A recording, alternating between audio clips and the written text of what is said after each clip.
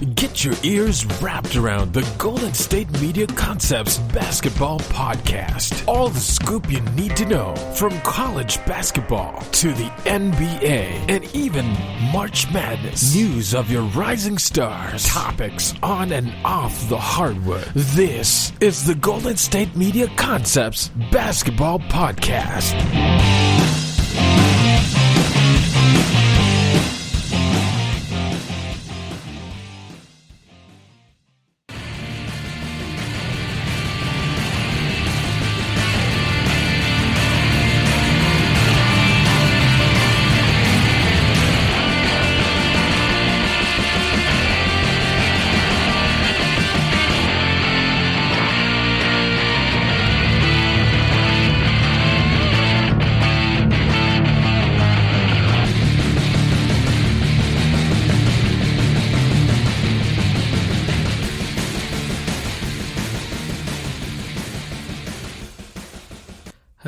Hello. Thank you all for tuning in to the GSMC Basketball Podcast. It's brought to you by the GSMC Podcast Network. I'm your host, Ryan Mauser, back for episode 2 of the GSMC Basketball Podcast. It was a big weekend around the NBA and college basketball as well. And we'll get into a couple things from the NBA that happened. I'm recording this on Monday. This episode will be out tomorrow on Tuesday. So we'll get a recap of what happened over the weekend. Discuss the Lakers and their issues, especially with Anthony Davis, who's going to be out for about a month. The Celtics, who struggles continue as they blew a 24-point lead against the Pelicans. Kind of look at them and see what's wrong with the Celtics. But the two big stories I want to talk about the first one I want to talk about is Draymond Green and the two technicals and the ejection that happened on Saturday against the Hornets. It was kind of a bad timing by him, and it's happened in the past, and I know he spoke today to the media, and he owned up to the fact that he shouldn't have done it, and it's on him, and he has to be better about timing and knowing, hey, I can't be taking that technical right there, especially two. I mean, so the Warriors and the Hornets played on Saturday, and it was a pretty back and forth crazy game. I mean, it was supposed to be the Steph Curry homecoming. Obviously, his dad is the color guy over for the Hornets. And so that was mostly what was talked about heading into the game. But what ended up happening is that Steph was feeling ill, so he was a scratch about right when the game was about to get tipped off. They did warm-ups, and you could see him, and kind of didn't go through, and then he just wasn't on the court, and people were wondering what's going on. So he had an illness. They say it's non-COVID illness, so that's good, and he's supposed to return for tomorrow's game on Tuesday against the Knicks, so that's good. But it was a weird game all around, just from the way it started, the Steph having the sickness and late scratch. So the Warriors and the Hornets, it was a close game back and forth. And down the stretch, Warriors were up about 9 points with about 2 minutes to go, and Hornets battled back. Terry Rozier had a fantastic fourth quarter, 20 points in the quarter, and it came down to, all right, well, we got 20 seconds left. Then with about 13 seconds left, Warriors were up by 2. And Brad Wanamaker got tied up. LaMelo Ball forced a jump ball, and it was going hectic, kind of crazy, and you thought, okay, well, why didn't the Warriors just call timeout? They didn't get the timeout. It got tied up too quickly, so they didn't have full possession. So they go to the jump ball, by the way, the review took way too long, and that's part of my issues with what's going on with the referees. And jump ball takes way too long to get going. It should have been quicker, easier, figure out, okay, who's jumping, who's not. Hayward and LaMelo both kind of tied up with Wanamaker for the ball. So the jump ball happens, and the Hornets are on the ground with the ball. Gordon Hayward's laying there, and it looked like the Warriors dove onto him and maybe forced a second jump ball. Well, the refs ruled that the Hornets got the timeout off in time with Hayward having full possession and before any Warriors could get in there and mix it in with them, to which Draymond was not happy. And rightfully so. I mean, you could tell it was a huge play. The Hornets were down by 2. They had just forced the jump ball as opposed to fouling. Now they just got the ball with a chance to tie it. But Draymond's yelling, screaming at the refs, and again, we've seen this before in the past with Draymond. Some untimely technicals and lets his emotions get the better of him at times. We saw it in the finals in 2016. And many Warrior fans will look back and say, "Hey, that's what cost them the finals. That's what ended up costing them the series, the championship." And so Draymond you could see it coming. He was consistently just yelling at the ref, barking at him. He was upset because he thought, "Okay, well, why is it that they get the timeout called when we had a tie up and it's not being called? So this is just not. How does it make sense?" In that situation, it's tough to say that you need to be cool-headed or not be overly emotional. You're up by 2. You still have the chance to play some defense to stop them. But what ends up happening is he gets one technical and he keeps going at the referees and keeps yelling at them, keeps arguing about it. And they give him 2 technicals in a matter of 5 seconds, which obviously 2 technicals means it's an automatic ejection. And so now all of a sudden it's, okay, well, the Warriors were up by 2. Well, now Terry Rozier goes to the line. He hits both of the technical free throws. We're at a tie game now. So best case scenario for the Warriors at this point is, well, now we got to hope for overtime. We got to play some defense and go for overtime. And they're down one of their best defenders in Draymond Green. They're already shorthanded with Wiseman, Looney, Steph all being out. And what does Terry Rozier do? He goes and hits a game-winning jumper, buzzer beater. Hornets win. Warriors suffer a second on a back-to-back, heartbreaking, probably their toughest loss of the season. And you're left wondering, what just happened? Now, I feel for the refs at times. They get constantly barked at, yelled at by all the players. Every single call, if there's one foul, it's a player going, "I didn't touch him." If it's the other way, it's, "Why didn't you call that foul for me? He clearly hit me." And they're in a lose-lose situation no matter what. They're going to get yelled at. No player is ever happy about a call or a no call. And if you're Draymond in that situation, you got to know, look, you can, and I don't even want to say you can get one technical, because you shouldn't get one at all. You're just giving the points to them in a situation where a 2 ties it, a 3 will beat you. Don't give them a chance to win it by just getting a basket. But the refs, come on. It was Mark Davis's crew, and you just went, how are you going to give him 2 technicals right there? And I don't want to say gift the Hornets the game, but give credit to the Hornets. They battled. They put themselves in a position to be able to get that win. But 2 technicals in a matter of 5 seconds to hit the 2 tying free throws and set them up for the game winner, it's an emotional game, especially for a team that, like the Warriors, who every win is going to matter. And this one's you're going to look back at this one and at the end of the season and go, was that the game where if they would have won that one and not had this situation happened, they'd be in the playoffs, they'd be out of the play-in tournament, or you don't know until the end of season. But in that situation, yes, Draymond should have been more level-headed, and he shouldn't have put himself and his team, for that matter, in the position to lose the game on a basket. But let's have some composure for the refs too, right? I mean, what are we doing? No one's here to watch the refs.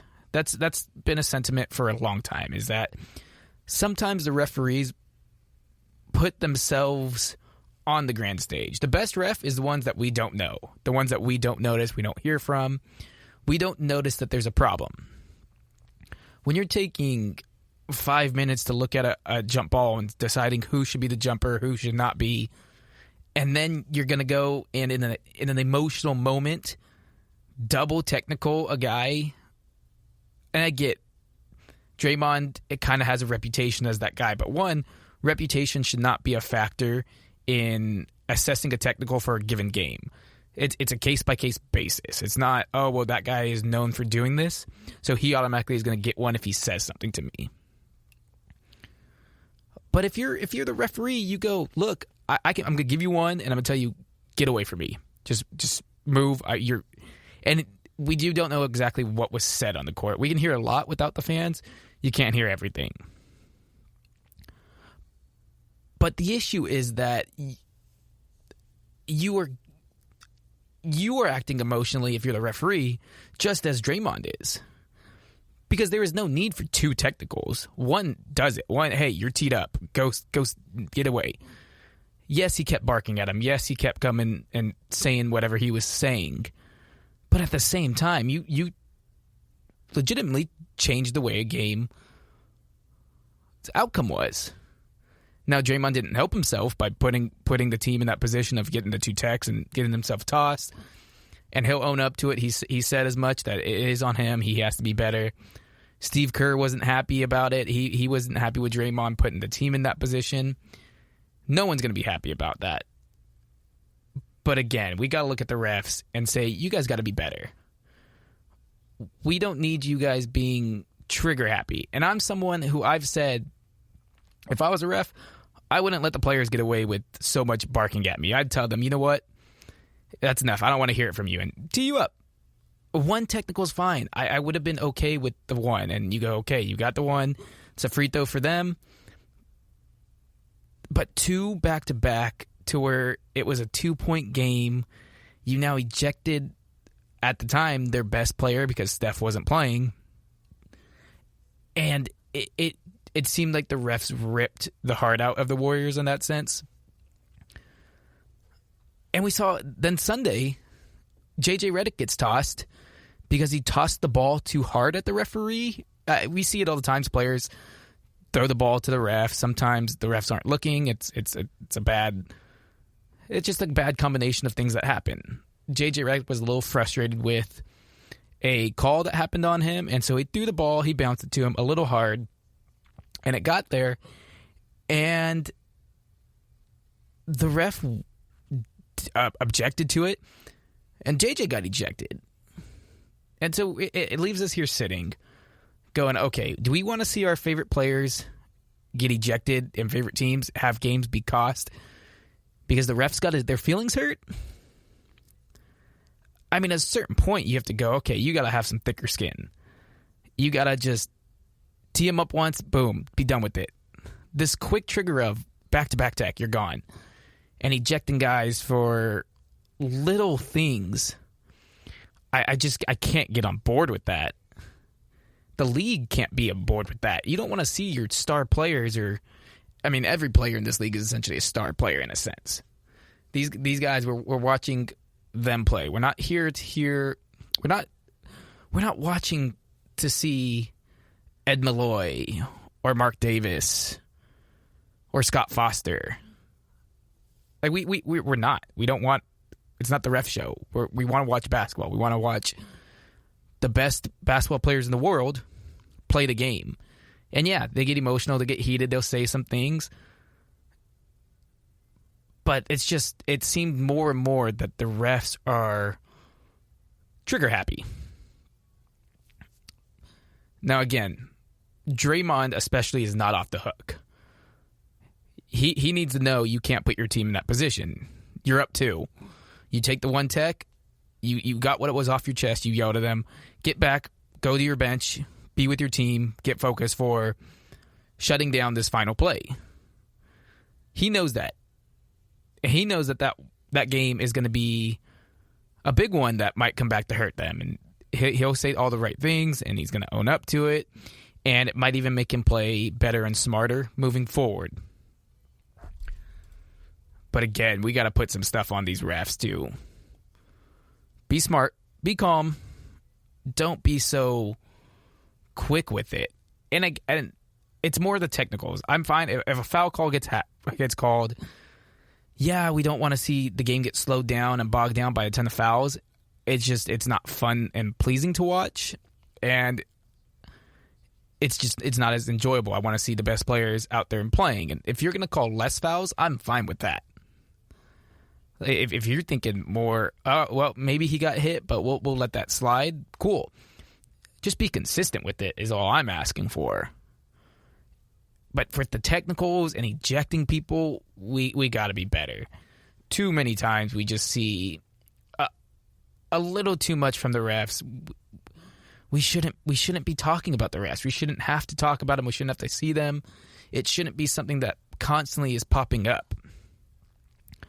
But again, the players do need to be smarter about situations and know, hey, if I say the magic word, I'm out of here. Because you can't get away with saying everything to these refs and saying all you want and free range of words to say, which you shouldn't. They're people too, and they're doing their job. And if they saw that there's a foul, they saw there was a foul. Too many times, yes, players are arguing. I mean, Luka Doncic told Stephen A. few weeks back, I got to stop that. I got to stop chirping at the refs a lot and arguing every single call. And many players, it's too much in this game right now, is that players are looking for fouls. They're searching them out. They're searching for the foul calls. You have Trae Young kind of diving into the play a lot, and it's not what we want to see. Let's watch them go play basketball. Let's watch them do what they do at the highest level. But we need the refs to kind of shy away. And I hope moving forward this can be used as an example of, all right, they were wrong. It shouldn't happen, and other refs can look and know going forward. I gotta be better. I don't want to be the main story on ESPN. Players, same thing. You got to know, be smarter. Don't put your team in that position because all you're doing is hurting them. The refs are going to be back the next day. They're going to be doing their jobs. You can't put your team in a position to lose a game, and that's what happened to the Warriors. It came back to bite them. Now, granted, they also did blow a double-digit lead at one point, and the same thing with that Friday night against the Magic. It was a blown double-digit lead. That's an issue in itself for the team that they're going to have to figure out. But don't put yourselves in even more harm by giving the refs a reason to toss you out, especially in a critical situation like that. Draymond's a great player. He knows better than that. Too many times it seems he's putting himself and his team in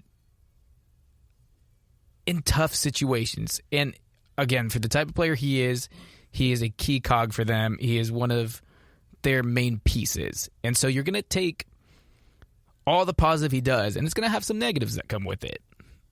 But for all the good things he does, he's allowed to have a few lapses, I'll say. But it just seems like you can't have them happening in such critical moments of the game. And that's where it's going to be important for them and for him to come back tomorrow night on Tuesday, play the Knicks, come back and ball out. Show the team, hey, I got this one back. I'll get this game back. We'll get back on right foot. That's on me. Let's get through this. Let's right the ship, because now the Warriors are on a 2-game losing streak, and in the West, you can't have that. It's that fight for the playoffs is going to be too tight. Every game matters. You have so many teams out there that are capable of making a big-time run, of knocking you out on any given day. You don't want to be in that play-in tournament. In this game, it may look back and say, well, that one was a huge one. And that loss against the Hornets, that one forced the Warriors in the play-in tournament. And on a given day, I would take the Warriors in a playoff tournament game anyways, just for the sheer fact that they have the guy who I think is the MVP right now in Steph Curry. But you don't want to be in that situation. It's like getting to a Game 7. You never want to be in a Game 7. Because in a winner goes home type of situation, anything happens. You don't know. You can be the best player in the world. Anything can happen.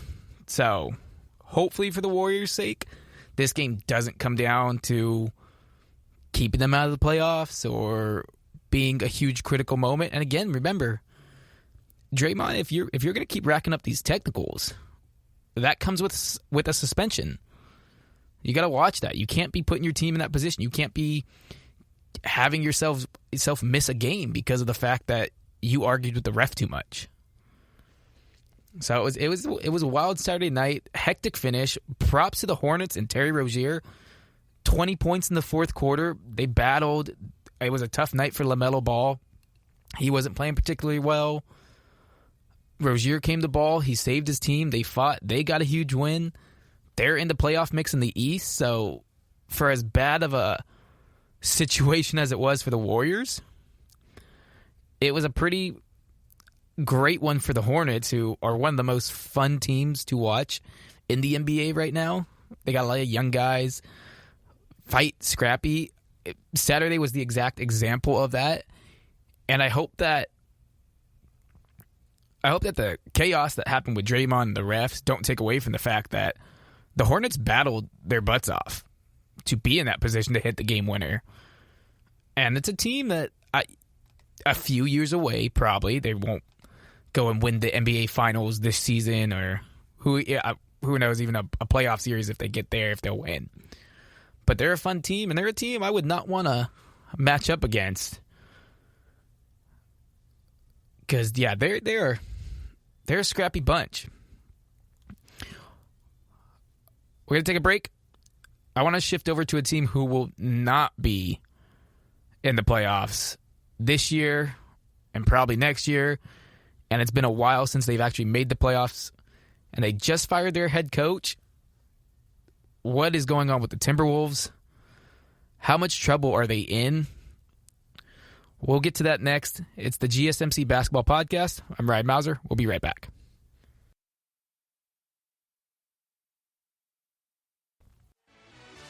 Are you looking for the very best NFL and college football podcast? Then check out the GSMC Football Podcast. Get the latest football news both on and off the field. From the NFL Draft to trades to the rumor mill to the NFL Combines, they got you covered. That's GSMCpodcast.com/football-podcast. Get updates on college rivalries, game day insights, and much, much more. It's football talk the way you want it. This show eats, sleeps, and breathes football. Don't forget to like them on Facebook and follow them on Twitter. Visit GSMCpodcast.com for more info.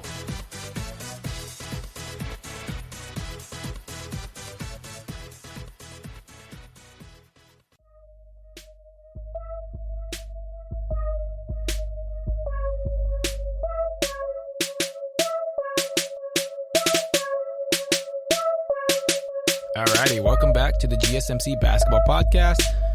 I'm Ryan Mauser. Just talked about Draymond Green, that double tech and the refs and that game on Saturday night versus the Hornets. Bad look all the way around. It's just it's what I come back to. It's just a bad look all the way around. Good player putting his team in a bad situation. Refs making a debacle of something that shouldn't have happened. Another team that has been a debacle of terribleness for years and years and years.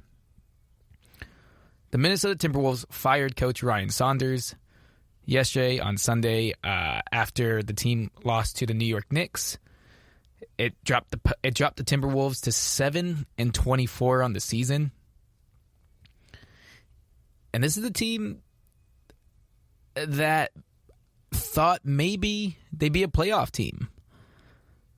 Last season, they went out, traded Andrew Wiggins for D'Angelo Russell to pair him with Karl Anthony Towns. They're good buddies.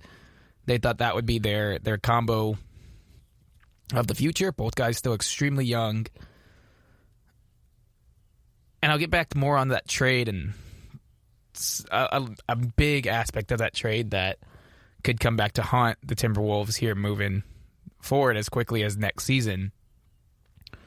But it was the Timberwolves, they got the number 1 overall pick. They drafted Anthony Edwards, who had probably the dunk of the season on Friday night. It was incredible.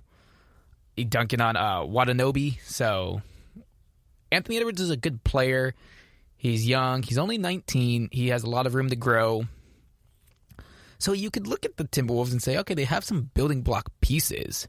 And Ryan Saunders, who it wasn't the greatest of 10 years for him. I mean, it's tough. He's the son of legendary coach Flip Saunders, a Flip in that the Timberwolves organization, long history. It was a cool story that he was taking over for the job after his father had passed.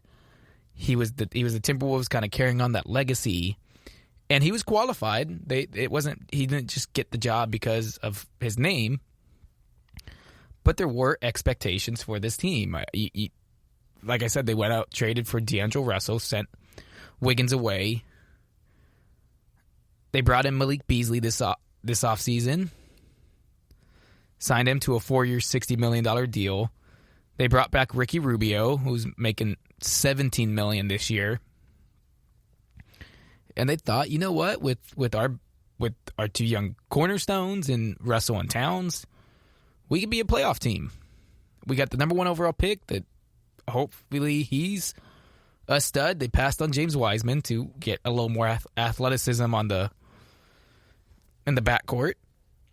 But this season they've dealt with a lot of injuries. D'Angelo Russell has missed 20 games and counting, or he's only played in 20 games, and he's out for an extended period of time with the knee surgery.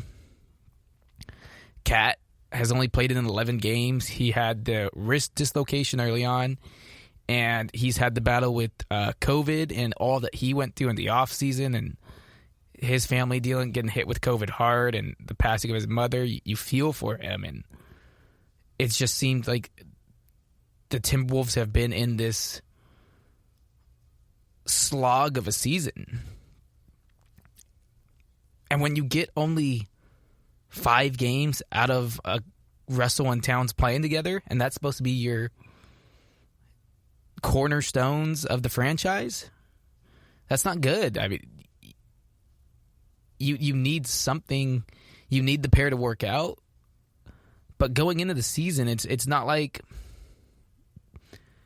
you had a two-way player in D'Angelo Russell. You kind of know what you're getting with D'Lo. He's got to put up points, not necessarily highly efficient. He's not going to play any defense for you, really. And Cat, it's been a question mark. He has such potential, and it seems like he hasn't quite been able to figure out how to unlock it. And maybe that's part of the issue that was with Ryan Saunders, that he didn't know how to unlock it. And they bring in Chris Finch, who, by all accounts, has been a great assistant coach. He was with the Denver Nuggets assistant he was assistant with the Denver Nuggets on their coaching staff. He helped the Rockets. He helped the Raptors.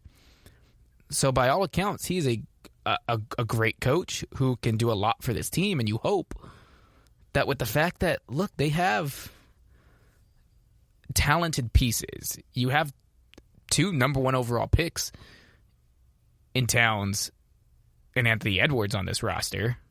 Malik Beasley is a solid piece, although he may be their only option to trade to get better, because this team is not winning anytime soon. They're worst record in the league, and it doesn't look like it's getting better.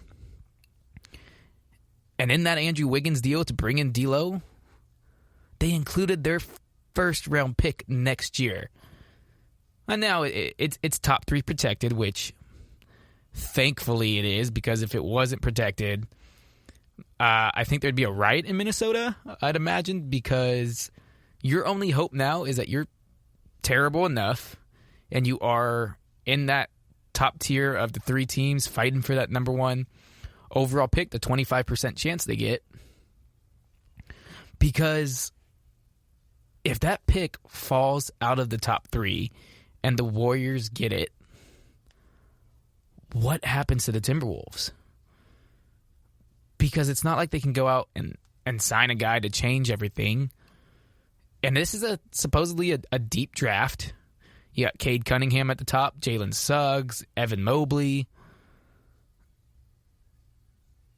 that's the type of draft you need to jumpstart a franchise that is dying. Yes, you need more from Towns. Yes, you need more from D'Angelo. And again, it's only Anthony Edwards' first season. He's 19 years old. There's still a lot of upside for him and positive that can happen for this team and his career. And in no way are we saying that it's done and they're screwed. But again, it's a team that it seems bad teams constantly are bad. There's a reason. There's a reason that they're constantly picking in the lottery. They can't get out of their own way. They made the trade back in the day for Andrew Wiggins, acquiring him from the Cavs, he was the number 1 overall pick, and you thought, okay, maybe this is the time where the Timberwolves figure it out. Well, then that didn't go so great. They get the number 1 pick, and they use Cat, and you're thinking, okay, let's pair him with Wiggins, and they'll be good with two young franchise guys. Clearly, that didn't work out either. And so they went, let's go ahead and ship off Wiggins and bring in D'Lo. D'Lo and Towns, good friends. They want to play together. This should work. But they've only been able to get 5 games from the two, and through not necessarily fault of their own, injuries, sickness, and things going on. But trading away the number 1 overall pick, or not the number 1 overall pick, your first round pick, you're not a team that can do that. If you're a young team that you don't know what you have, what kind of, you've not been shown that, that first round pick is going to be in the 20s, then you can be, okay, well, we can probably part with that. That's not terrible. But the Timberwolves have only been to the playoffs once since 2004. That's not good. That's terrible. So to think that, let's include this, and I get that they had to kind of to move off Wiggins and to get D'Lo, give up a little bit extra, and they did get it top 3 protected. But man, it just seems like they can't get out of their own way, and you see it a lot with bad teams. I mean, look at the Kings. The Kings are a prime example of mediocre and consistently bad, giving out, you would look, bad deals to people that come back to haunt them and hurt them. And it happens in all sports. It's not just the NBA. You see it all the time that bad teams give out bad contracts, and you make you wonder, well, what are you guys doing? Do you have a sense of direction? And that's the thing. These teams don't have a sense of direction, and that's why they're constantly picking in the lottery or constantly missing the playoffs. They're just run bad, and it's sad for the fans of these teams because they just want to see a good team, or at least a competitive team at that. If they were fighting, and some years they're in it, some years they're not, but every day they're giving you a battle. I could live with that. I'd be all right with that. You look at the Thunder. They had their big 3 of Harden, Westbrook, and Durant. They made it to the NBA Finals. They made it to another Western Conference Finals. They were right there. And what happened is Durant leaves. They had traded James Harden. And you're thinking, okay, well, this team is just going to be bottom feeders. And they bring in Chris Paul last year. And they surprise everyone. And they play really well. They play hard. They're in the playoff mix. And you're thinking, well, how is that possible? Because they traded all their guys. They got a bunch of picks. They're set up for the future. To where a team like the Timberwolves, you're thinking, they're hoping at this point that they have a future. Because at 7-24, yeah, you have the worst record. But it's not always the case. It's not like football where you have the worst record and you automatically get that first overall pick. It's you go into the lottery and you better hope you're in the top 3 and that the Warriors aren't picking at number 4 with your pick. And yeah, it's only protected for this year. And say in 2022 that they're still terrible and they're still a top or a bottom 3 team, and then next year's pick, it's a top 5 pick. Then you go, okay, well, that sucks because they didn't get to the point that they thought they were. But if it's at least top 3 this year, and they can get one of these guys in Mobley or Cunningham or Suggs or whoever they want to get as far as the draft, but they need to be able to be in the draft and high in the draft. Because if they miss out on their pick because they traded it away thinking that was the move to bring in Russell and to pair him with Cat and that was going to fix all their problems, say goodbye to the Timberwolves because you're not seeing them in the playoffs for years. And this is a team that's trying to be sold right now. Owner Glenn Taylor is looking to sell the Timberwolves. I find it difficult that you'd be able to sell a franchise that's this bad. And again, probably not, because if you get someone that wants to buy a team bad enough, they'll buy it. And no, you hope, okay, well, if a new ownership came in, that they could fix it and get rid of all the mistakes that have been going on with this team, and that it wouldn't be such a bottom feeder year in and year out. But it's just, you look at the Timberwolves and you go, what are you guys doing? They try to play in some games and give the players credit. It's not like they're going out there and just saying, oh, well, we're the Timberwolves, we're just going to lose. No, that's not the case. But they just end up finding ways to lose. It's a team that you watch, they wilt down the stretch.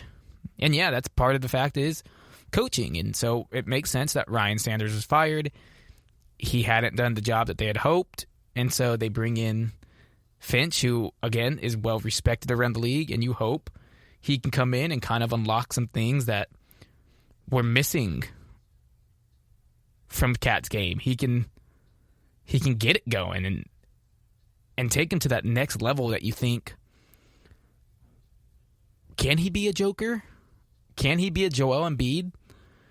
Because he's still young enough. He still has all the talent in the world. I mean, you watch this guy, there's a reason he was the number 1 overall pick. And at 25, you go, okay, we have some stuff as a team that you have your centerpiece, and he's locked up, and D'Lo's under contract. Now, if you're the Wolves, you got to make the most of it, and you got to figure out how to capitalize, because at a certain point, these guys are going to leave, and you're just going to be in the same spot again of constantly picking in the lottery. And it seems like they just whiff all the time. It's sad for these bad franchises. I wish that every franchise could be good, at least, or competitive.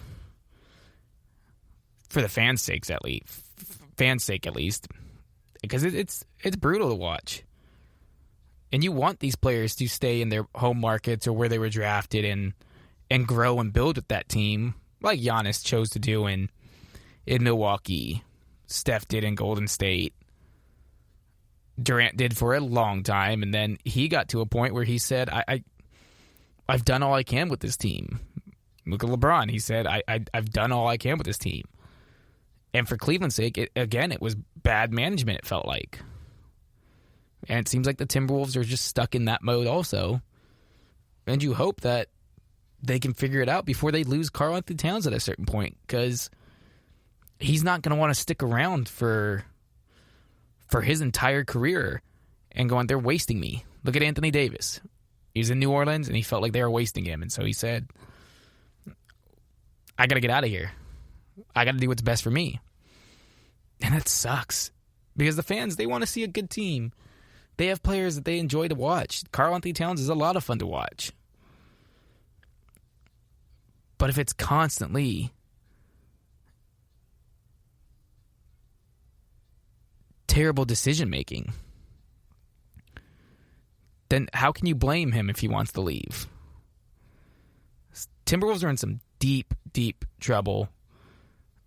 At this point, they just need to hope that they do get the lottery pick, that it is maybe number one, and they get another chance at a franchise-altering player. But will they make the right choice even if that happens? They could have had Steph Curry. They chose Johnny Flynn and Ricky Rubio over him, back to back. So, sorry for Ryan Saunders. He gets the boot from Minnesota. Chris Finch, let's hope he can turn things around for them, figure it out, and provide a spark to what feels like a dying franchise. We'll take a break, come back, and we'll shift gears. We won't go to a dying franchise.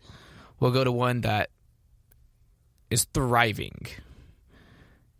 Although right now, they are scuffling just a bit, missing Anthony Davis. The Lakers coming off a big blowout loss to the Nets, who were missing KD. What does it tell you about the Lakers' status as among the league's top teams? How are they going to survive a month without Anthony Davis? Where will they be? We'll get into some Lakers right here coming up next on the GSMC Basketball Podcast. Check out the show that's built on the MMA. From the UFC to extreme cage fighting, they got the fights covered. Check out the GSMC MMA podcast. Get the latest news on past or upcoming fights. Join us as we talk to and about some of the biggest names in the MMA, past, present, and future. When it's the fight game, there's just one show to check out. GSMCpodcast.com/MMA-podcast. Don't forget to like them on Facebook and follow them on Twitter. Visit GSMCpodcast.com for more info.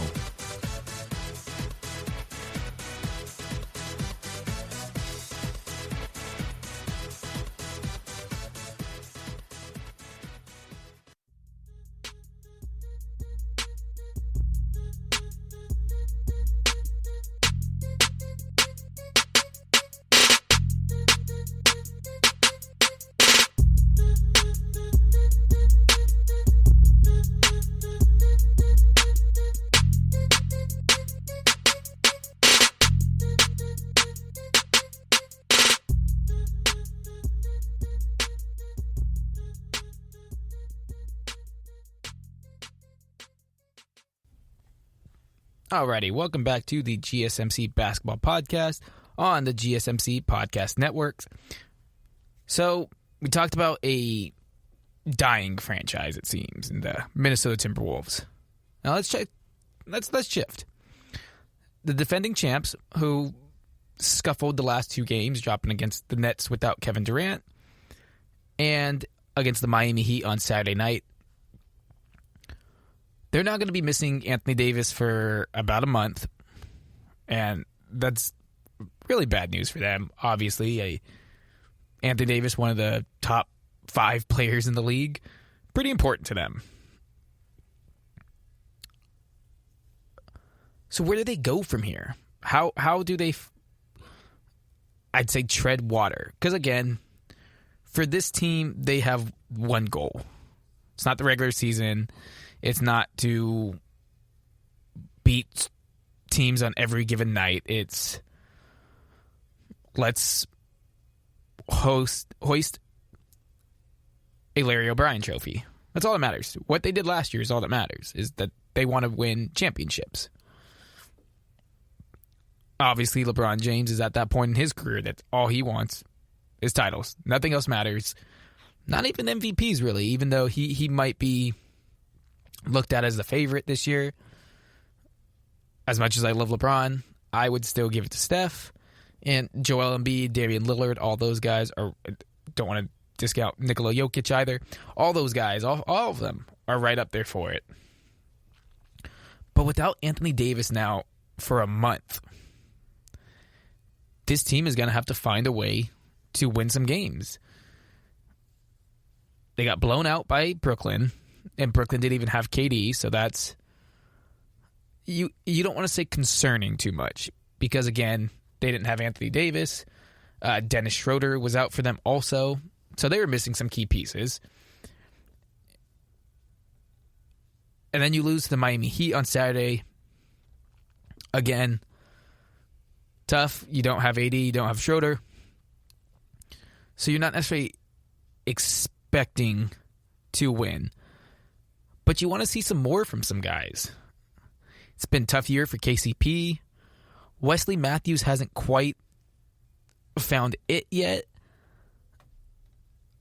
And you see it happen with guys who join a LeBron James-led team. It takes a little bit of time for them to find their footing, to get that groove really going with them and figure out their role, because it can be different and it does take time. And again, this team has this. They do have plenty of time, so you don't want to hit the panic button.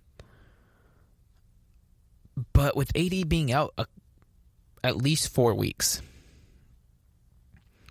would you be, if you're a Laker fan, all right if that dropped you to the 5 seed?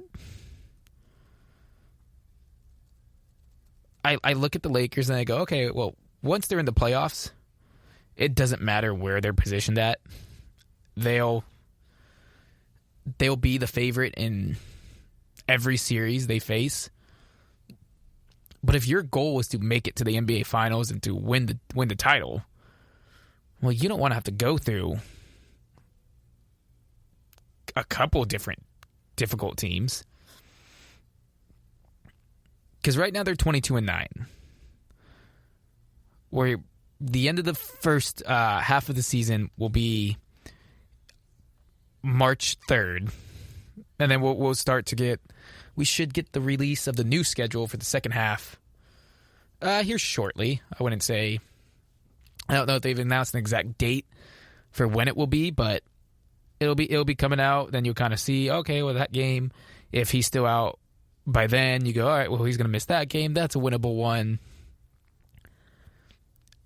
But again, like with so many teams in the West, is the fact that it's a tight race. And if you're the Lakers and let's say you dropped to the 5 seed,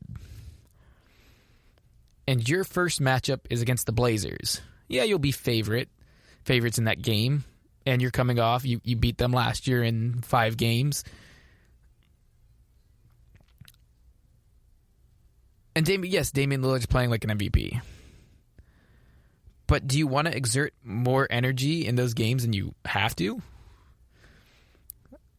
Now, sit where it sits right now, that 7 seed, that would be a tough game for the 2 seed also. And again, in the West, there's not going to be an easy matchup. The Warriors sit at number 8 right now. I don't know any team that wants to be matched up against the Warriors in round 1. That doesn't sound fun. Same thing with the Nuggets, who are 7 right now. It's a jumbled year. It's going to be crazy. But if you're Lakers, do you worry that for this next month without Anthony Davis, that it's going to be a slog, that you're going to lose a lot of close games or games that you would be normally winning when you have your defensive player of the year, your MVP type player? Doesn't matter. Doesn't matter for them.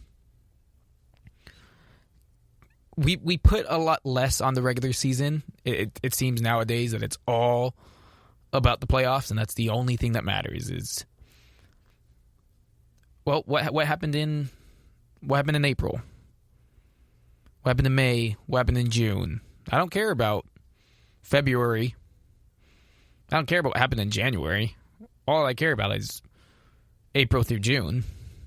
So then should they be concerned that, if they drop some games here and there, it's all right?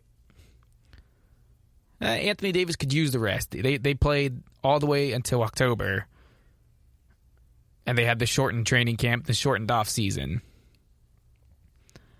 I think they should be concerned. Because without Anthony Davis out there, well, that means more stress on LeBron, who obviously has shown he can handle it and is still playing as the best player in the world right now in year 17.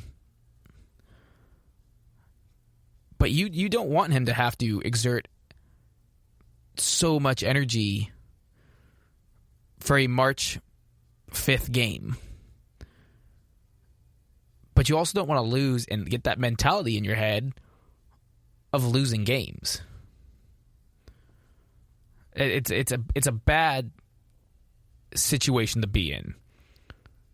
Because they're going to lose some games. They're missing their best player. And hopefully it elevates some other guys to step up for them and to find their footing and maybe gain some confidence as the season heads in.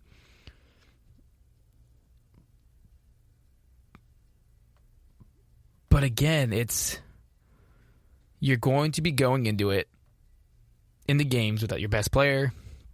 And hey, their remaining schedule for this regular season, or for the first half of the season, they have the Wizards tonight, which is Monday, February 22nd, as I'm recording this. Then they take on the Jazz on Wednesday. Then it's the Blazers, Warriors, Suns, and Kings. I look at that. I mean, the Utah Jazz, best record in the NBA. Portland Trail Blazers, you could be seeing them in the playoffs. Golden State Warriors have already beaten you this year when you had Anthony Davis. The Suns have kind of figured out their footing. They got off to the really hot start. Then they scuffled for a bit, and it seems like they're back on track. And then you get to finish off with the Kings, who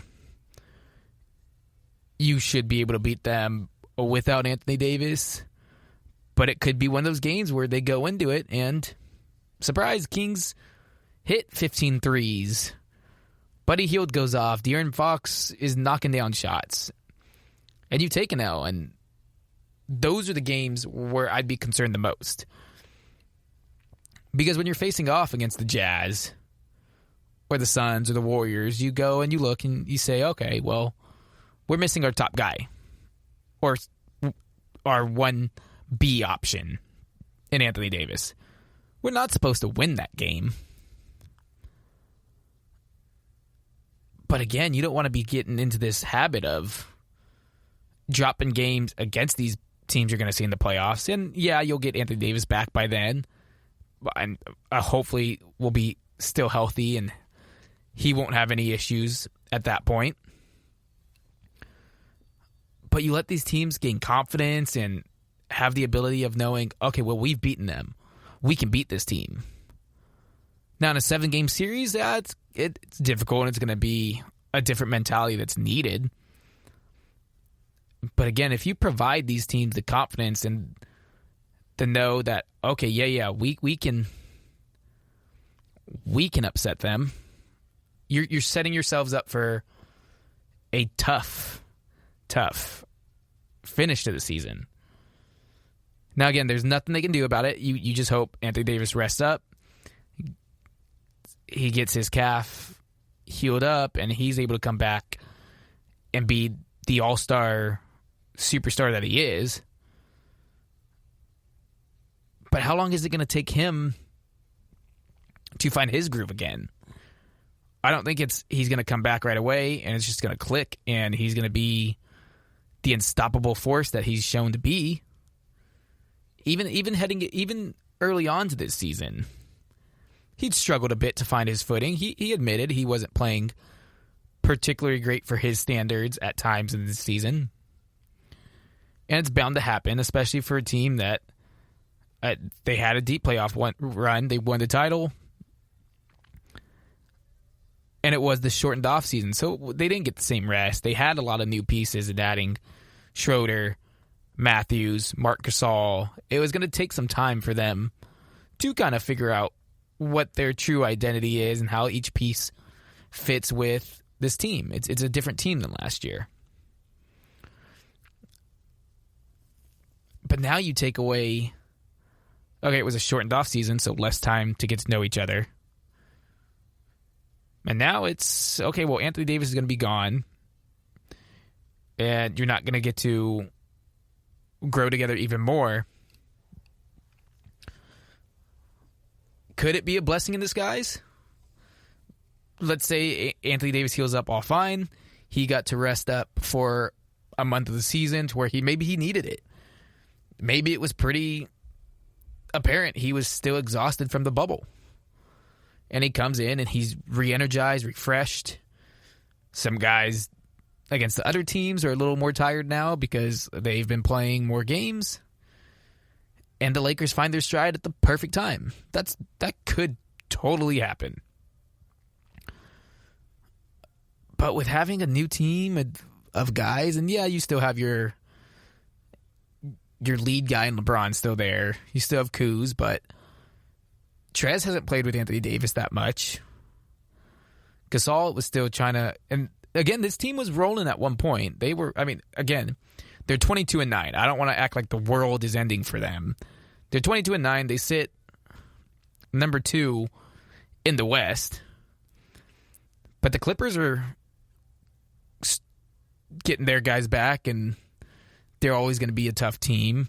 The Suns are fighting their footing. That's the team you if they, with Chris Paul now running the show, they have a direction. I wouldn't say be worried, Laker fans, but just have a cautious approach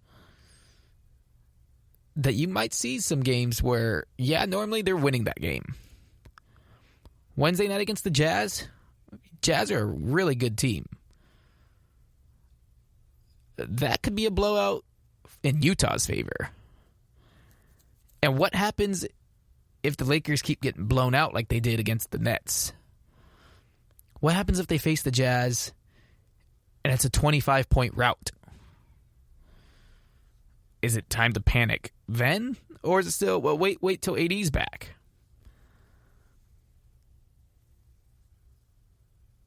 I don't think you ever want to see blowouts happen against your team, even if they are missing one of their top guys. Because in a playoff series, a guy can go down in an instant. And if your role players aren't able to step up and give you some spark and energy, well, then you're in some trouble. Especially with a guy like Anthony Davis, who he hasn't had the cleanest bill of health throughout his career. That's been one of the biggest knocks on him, is that he isn't the most durable of guys. And last year he showed he was able to make it through the whole season, and we saw what type of guy he was. He was right there in the running for Defensive Player of the Year. He could have been in the MVP conversation as well. You hope for their sake that his calf heals all fine, no lingering issues, and that they go, oh yeah, we were just getting ready for playoff time, and these games, again, don't matter to them in the regular season.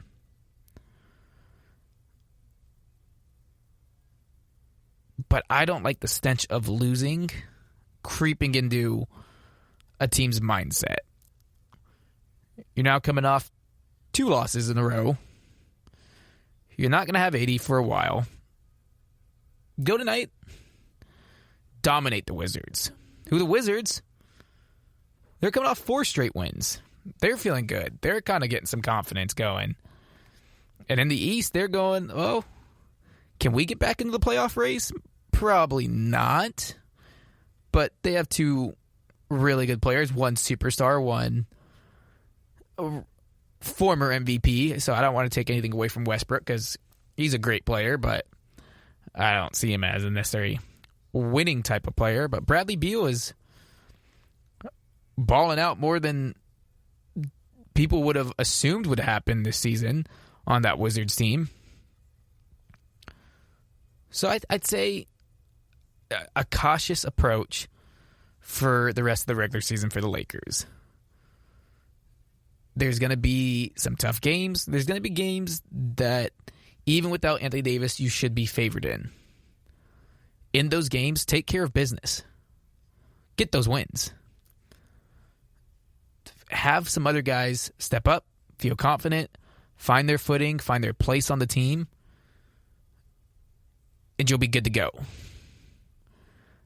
Don't allow an excuse of, oh, we're missing Anthony Davis and everything will be all right once he gets back.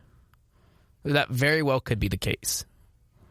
At the same time, you start allowing doubt and losses to play into their heads and confidence that other teams go, we can take down them, because teams are already lining up trying to take you down.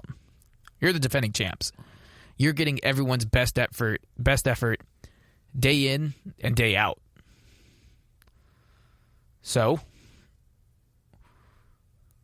keep track of that. Be careful. Take care of business when you need to. Because at the end of the day, I still think they're the best team in the NBA, and they should be the title favorites heading in with AD. Without AD, that's a different question. That's a different story. But with AD coming back healthy, you get him, everything's back to normal, you should be the title favorite. Now, will it be smooth sailing and clean sweep all the way to the finals? No, you'll be in some battles.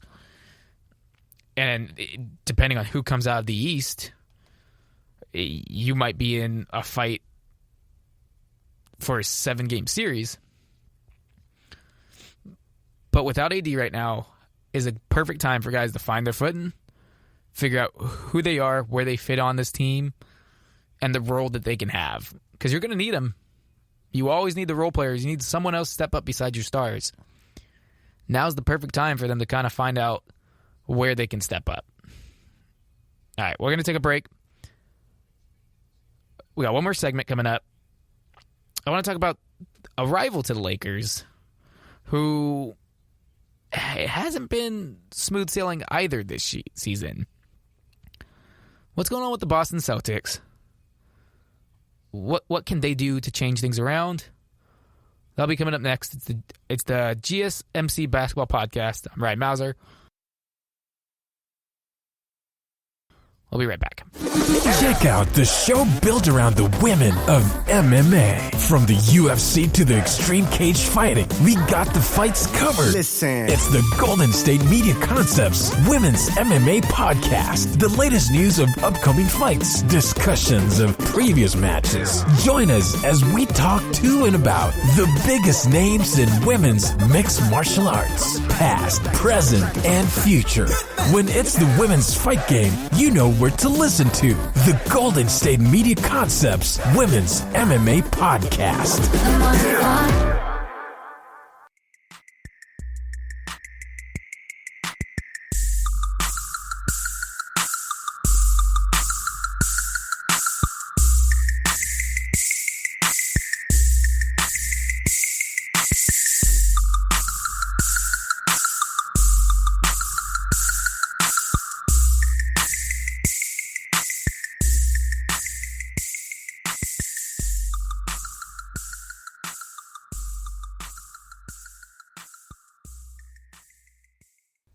Alrighty, welcome back to the GSMC Basketball Podcast, brought to you by the GSMC Podcast Network.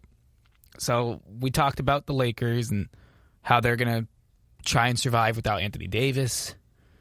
Talked about the Timberwolves and the fact that they have no real direction with their team, and Draymond Green kind of costing the Warriors on Saturday night.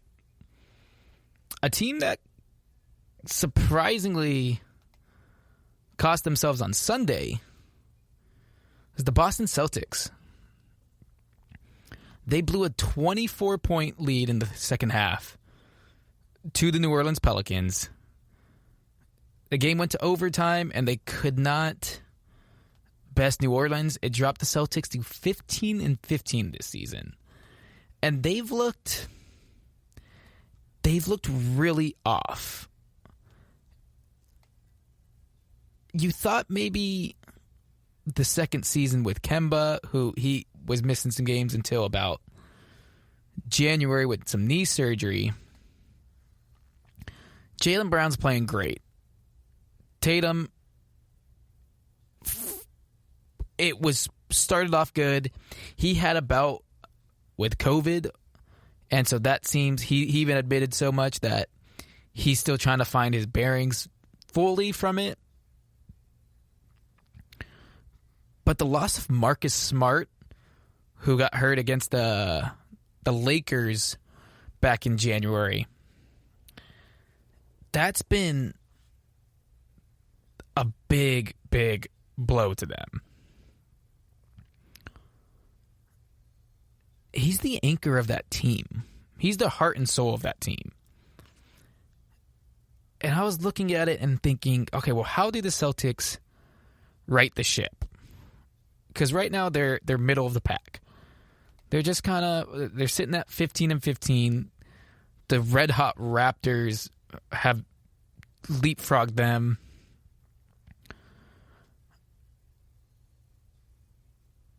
And you look and you go, maybe the only true way for them to get better is just to wait out until Marcus Smart comes back. And that fixes all your problems. You have your defensive captain, the guy who's getting everyone set, that heartbeat that brings that energy for you. It just feels like the team has a bunch of pieces together. You like the Jaylen Browns and Jason Tatum, obviously. Does Kemba work for them? Brad Stevens is a good coach. I don't want to take anything away from Brad Stevens. He knows way more about basketball than I will ever be able to know. I think he's a little bit overrated of a coach. For a while there, you had the Celtics, and they were the young up-and-coming team, and it was, oh, they have these guys. It's Jaylen Brown, Jason Tatum, and when they went to the Eastern Conference Finals, it was, oh, they're so ahead of schedule. They shouldn't even be in this game. These guys are only 19, 20. They should even be in this series. And they took the Cavs to 7 games and eventually lost to LeBron James and the Cavaliers. And I was, all right, well, they were ahead of schedule, and they weren't even supposed to be there, so good for them. Well, now fast forward. And last year, it was they couldn't get by and push through to that next level. And so you go, okay, well, that was a step. They learned from that series, and they'll be better for it. And then this year, it's, oh, well,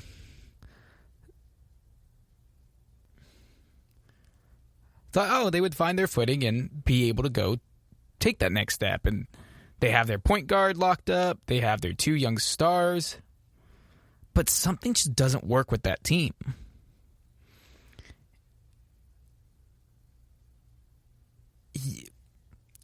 You can't trade Kemba. He's just, the contract's not going to work out. It's not a fit for other teams to go and make a deal for him. Lots of teams could use a wing player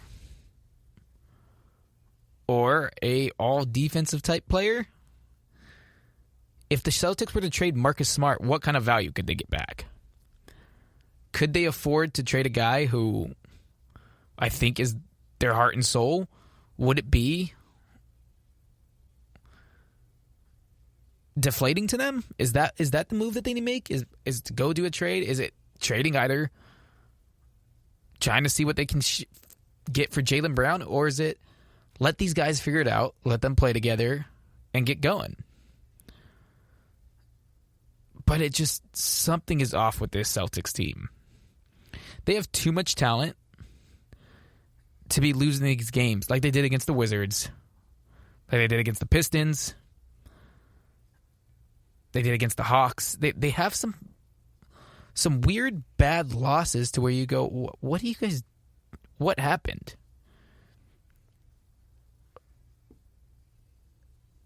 yesterday's game against the New Orleans against the Pelicans was a prime example. They came out, started slow, and they got rolling. And then it seemed like they took their foot off the gas and allowed the Pelicans that once that ball started rolling and the avalanche of just the Celtics couldn't get stops. And yeah, Marcus Smart will help that once he gets back, is that he's an all-defensive NBA talent. He's going to help that. He's going to calm some things down on the defensive side. But is that enough? Are they better than the Raptors? Are they better than the Bucks? The Nets? The Sixers? I don't think so. I don't think they're better than... You could make an argument that they could beat the Raptors. But against the Bucks, Nets, and Sixers, I'm taking those three teams ahead of them all day.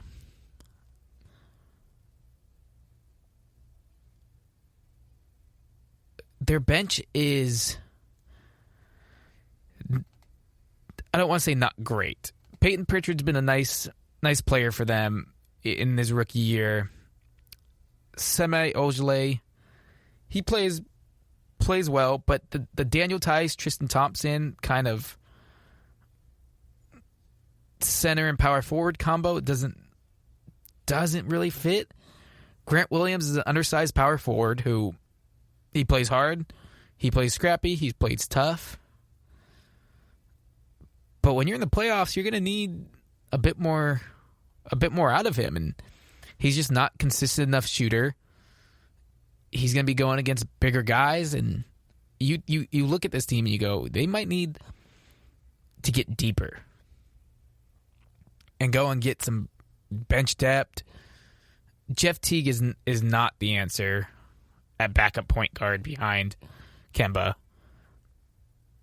I don't even know if Kemba's the answer for them at starter. I think that's the piece that's weighing them down. And again, Kemba's a good player. He had one of the most historic runs in college basketball I've ever seen. He's averaging 17 points this year. He's got 4 assists. But you look at it and you go, Terry Rozier's balling out. Would they have been better off with Rozier? And I don't know if I can say that. I thought it made sense to go out and get Kemba. Rozier is playing well on a team that lets him go and be who he wants to be. Is go shoot as much as you want. Go take those threes and try and ball out. On the Celtics, it wouldn't be the same for him. He would need to try and be a facilitator a lot more. And he just, being paired with LaMelo Ball, he's allowed to play the shooting guard, shoot more so than be a facilitating point guard. But you look at that deal that they did with swapping Kemba for Rozier. Did the Celtics come out on the better end of that? You got a guy who's a good point guard who can initiate the offense and get your 2 young stars the ball and run the offense. But it seems like more times than not, when they need a clutch basket from him, Kemba just falls a little short of it.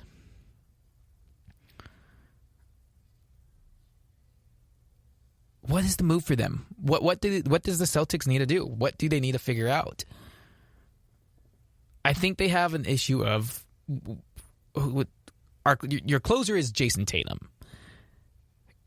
That's the guy who needs the ball in his hand when the game's on the line. And we saw it on Sunday.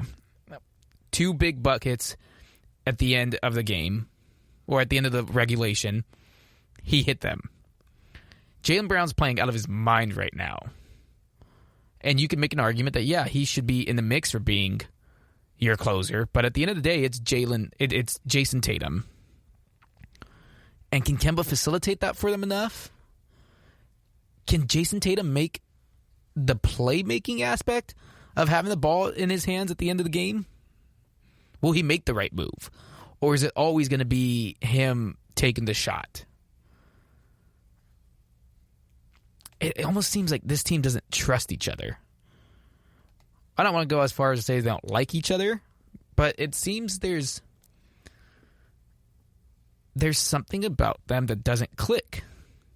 And maybe it's the fact that they don't have their de facto leader of Marcus Smart, who gets everyone in the right headspace and will be willing to do the dirty work for them so you don't have to.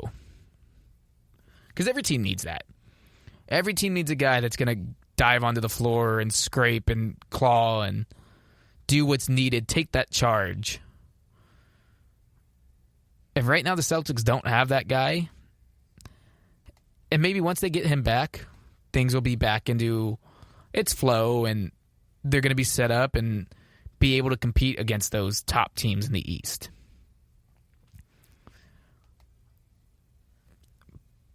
But Jason Tatum and Jaylen Brown are no longer young rookies or young guys. These are max level players now. You need to take advantage of this. You have the guys. You have two young guys who are your studs. It's no longer, they're ahead of schedule. The schedule has arrived. They need to make sure that they're all completely bought in. Because this is a team that you look at with two superstar level players. And you say, okay, that's a team that should be competing for the finals and for the championship every year because they're getting paid like that. But when you look at it, you question and go, I don't know if they can get it done. And if it takes going out and trading away a really important piece to your team, could it be for the benefit of them? Yeah. Could it be the thing that ends them? 100%. And I think a lot of it needs to fall on Brad Stevens, and he needs to figure out the right rotations, the right combination of guys that, hey, sometimes it's not going to be Tatum taking the last shot. Sometimes it's going to need to be Jaylen or have Kemba facilitate to pass it to Tatum or Brown. It's interesting to watch this team and to see how they'll finish the season because they're too talented to be sitting at 15-15 right now. And we do have a long ways to go. And it's not even the All-Star break, and they are down a key player. But for the short time of what the season has looked like, they're going to need some more out of them. And so we'll see what kind of moves they can make and changes. But one thing's for sure is you can't have what happened on Sunday happen again. Because for that team, it's unacceptable to blow a 24-point lead in the second half. You got to have that killer instinct, and you got to finish them off. So we'll see if Boston can get it going, and they'll be interesting to watch the rest of the way. And once they get Marcus Smart back, and I'd even look for them to be players at the trade deadline. You know, Danny Ainge is always plotting something. He's always the guy that's looking to make moves. And this seems like this year more than ever, they're going to need to make a move. The only question is, what move is that? And so we'll see. We still got some time for that. But that's going to do it for today's episode of the GSMC Basketball Podcast. Thank you for listening to the GSMC Basketball Podcast, brought to you by the GSMC Podcast Network. I would like to ask you, please remember to subscribe to the show and write a nice review, because that always helps. Also, if you can please follow us on Facebook, Twitter, and Instagram, that would be great. And go ahead and feel free to follow me on Twitter as well, at Ryan Mauser, at Mr. Meowser252. And check us out on Twitter if you wanted to follow the GSMC Basketball Podcast, at GSMC_basketball. Thank you. Have a good night. You've been listening to the Golden State Media Concepts Basketball Podcast, part of the Golden State Media Concepts Podcast Network. You can find this show and others like it at www.gsmcpodcast.com. Download our podcast on iTunes, Stitcher, SoundCloud, and Google Play. Just type in GSMC to find all the shows from the Golden State Media Concepts Podcast Network, from movies to music, from sports to entertainment, and even weird news. You can also follow us on Twitter and on Facebook. Thank you, and we hope you have enjoyed today's program.